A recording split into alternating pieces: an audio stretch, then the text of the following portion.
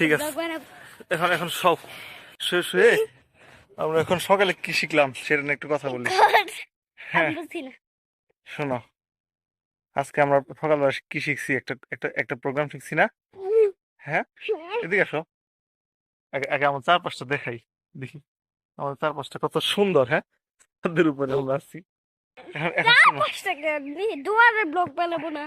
হ্যাঁ বানাবো না, এখন শোনো, তোমার সাথে এখন কথা হচ্ছে কি জানো, সকালবেলা যে কোডিংটা শিখলাম ওইখানে তোমাকে বলছিলাম না যে এ এর কাছে 20 পয়েন্ট আছে।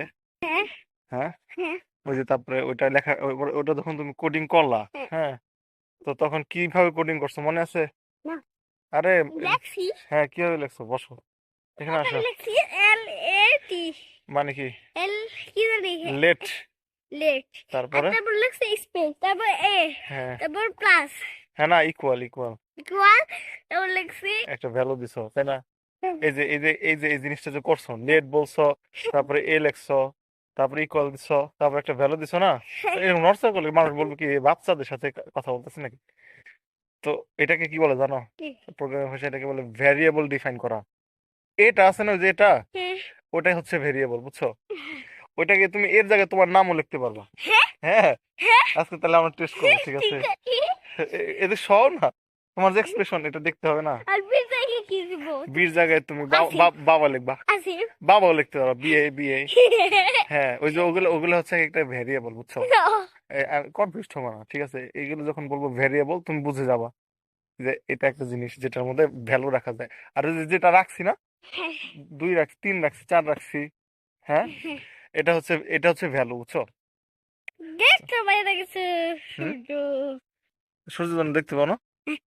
আচ্ছা ঠিক আছে, শোনো, এই তাহলে কুলে আসো, কুলে আসো, আহ, কুলে আসবা, এইদিকে এইদিকে। এখন দেখা যায় হ্যাঁ, পোস্ট করে বাস পজ করতে হবে না, থাক, শোনো, আরো কিছু কথা আছে তো। এখন এরপরের কথাটা হচ্ছে যে ই করছি না তোমার, এটা কি আহ, ওই যে তাসিনা বুঝে বাসে বাপ, শোনো, এখন ওই তারপরে কি হয়েছে, ওই যে আমরা একটা জায়গায় আমরা হচ্ছে নাম্বার রাখছি তাই না, নাম্বার 3 রাখছি, 4 রাখছি, ওটা যোগ করতে পারলাম, 3 আর 4 7 হইলো, ঠিক আছে না? তো এই যে আবার কমা ছিল না, মনে আছে তোমার? তো এটাকে কি বলে জানো? এটাকে বলে হচ্ছে নাম্বার। ওই যে আমি তোমাকে বললাম এটা সংখ্যা, যোগ করা যাবে সংখ্যা, সংখ্যা ইংরেজি কি? নাম্বার। হ্যাঁ, আবার একটা হচ্ছে না যে, নাম্বার হুম, নাম্বার না, নাম্বার। আরেকটা হচ্ছে যে, আরেকটা যে ভেরিয়েবল দেখছিলাম, সেটার মধ্যে আমরা কি রাখছিলাম, কমা দিয়ে কি রাখছিলাম, চার বা দুই আর তারপরে এক্স ওয়াই জেড রাখছিলাম, রাখছিলাম না? এগুলোকে আমি কি বলছি, অক্ষর বলছি না? এগুলো আসলে কি, এগুলো অক্ষরই, কিন্তু এটা ইংলিশে কি বলে জানো? String, string. হুম, তো যেটা যোগ যোগ করা যাবে সেটা হচ্ছে নাম্বার, হ্যাঁ, আর যেটা যোগ করা যায় না সেটা হচ্ছে স্ট্রিং। স্ট্রিংও যোগ করা যায়, কিন্তু যোগ করলে কি হয়ে যায়, অঙ্কের মতো যোগ হয় না, পাশাপাশি বসে যায় তাই না? যেমন 3 স্ট্রিং, তারপরে 4 স্ট্রিং যোগ করলে কি হয়ে যায়? 6 তো হবে না, 3 আর 4 স্ট্রিং কমা দেওয়া, তো যোগ করলে কি হয়ে যায়, পাশাপাশি বসে যায়, 3 আর 4 হয়ে যায়, 3 4 34 হয়ে যায় না? আসলে 3 আর 4 যোগ করলে কি 34 হয়?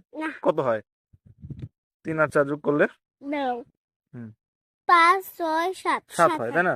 যদি নাম্বার থাকে তো 7 হয়, আর যদি কমা দেওয়া স্ট্রিং থাকে তাহলে কি হয়, 34 হয়ে যায়, মানে ওটা যোগ হয় না, ঠিক আছে না? আবার আমরা একটা জিনিস দেখলাম যে স্ট্রিং এর সাথে আমরা একটা নাম্বারও যোগ করছিলাম, যেমন প্রথমে এক্স ওয়াই ছিল, তারপরে 3 ছিল, তখন কি হয়ে গেছে, এক্স ওয়াই 3 হয়ে গেছে না? টুপিটা পরে হ্যাঁ, টুপিটা তুমি পড়ছে। সেটা আবার ভিডিও করতেছি হ্যাঁ হ্যাঁ, সমস্যা নেই। তো মুখ করলা না কেন ওইখানে গেলাম আমি হুম, একটু জায়গা পোস্ট করলা না ওইখানে আমি গেলাম পোস্ট করলাম না পজ করার দরকার নেই, এ থাকুক।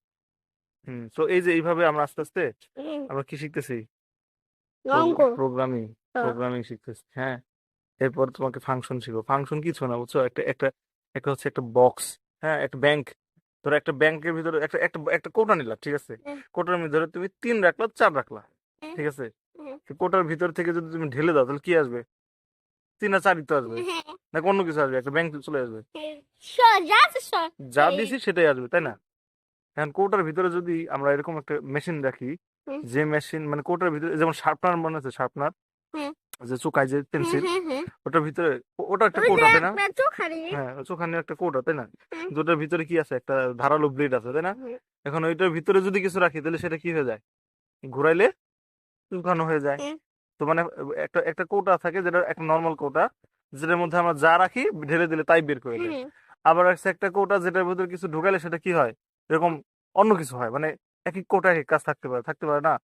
তো এই যে এরকম যে কৌটার মতো জিনিস প্রোগ্রামিং এ আছে, সেটা হচ্ছে ফাংশন, ঠিক আছে? সেটা তোমাকে দেখাবো না, ঠিক আছে? তাহলে আজকে আমরা কি কি শিখলাম বলি শোনো।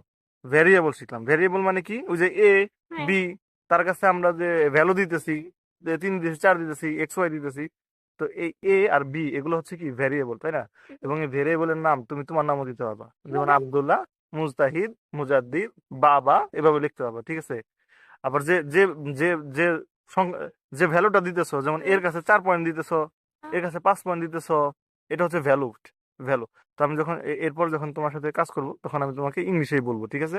কারণ ইংলিশ তো শিখতে হবে, শিখতে হবে না?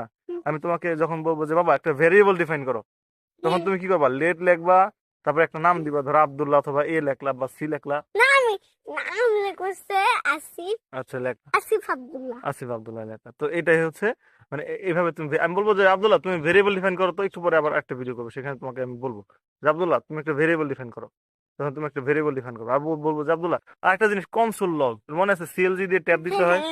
তো সিএলজি দিয়ে ট্যাব দিলে তখন একটা একটা ফাংশন আসে, সেটা হচ্ছে কনসোল লগ, বুঝছো? সেটার ভিতরে আমরা ওই যে যে যে যোগ করতে চাই, বিয়োগ করতে চাই, সেটা লিখি, তাই না? মনে আছে? হ্যাঁ।